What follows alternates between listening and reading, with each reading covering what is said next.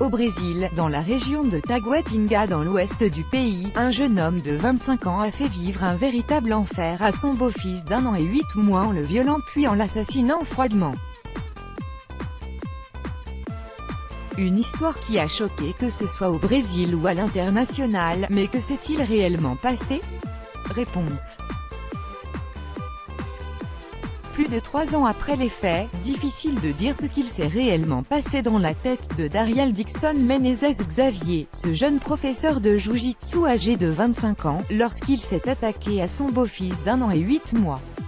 Pourtant, en avril 2014, la nouvelle fait rapidement le tour du monde et l'on apprend avec effroi le violent et le meurtre du petit Miguel Starr, déchirure anale et blessures suspectes, prétextant dans un premier temps une chute violente de l'enfant ainsi qu'une crise d'épilepsie alors qu'il se trouvait seul avec lui, et niant en bloc les accusations qui lui ont été conférées dès le début de l'affaire. L'enquête a rapidement démontré que les blessures subies par le petit garçon ne correspondaient pas à la déposition faite préalablement par le beau-père auprès des enquêteurs. Les policiers déclaraient à ce sujet que les blessures provenaient probablement d'un traumatisme violent infligé avec beaucoup de force, sans doute par un homme.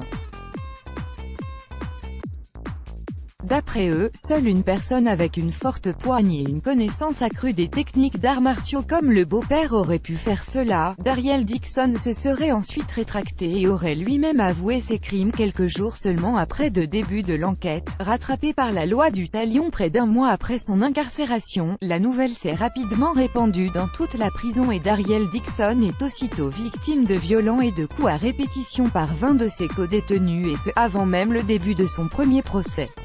Il se rend au tribunal totalement mutilé, incapable de marcher ou de se tenir debout longtemps, sauvé in extremis par les gardiens de prison et soigné ensuite par l'équipe médicale de la prison. Il continuera pourtant à être abusé sexuellement et à être battu à plusieurs reprises durant toute la période de son procès. Le rapport de police suite à l'incarcération et à l'agression de Dariel Dixon en prison stipulait d'ailleurs que, insatisfait et toujours furieux à propos de l'acte commis par le professeur d'arts martiaux, ses co-détenus ont arraché ses points de suture et l'ont de nouveau violé.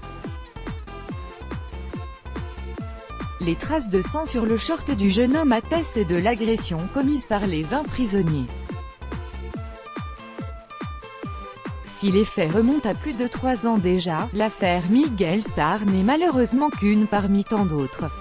En France, un viol est déclaré chaque 40 minutes et 96% des auteurs d'abus sont des hommes.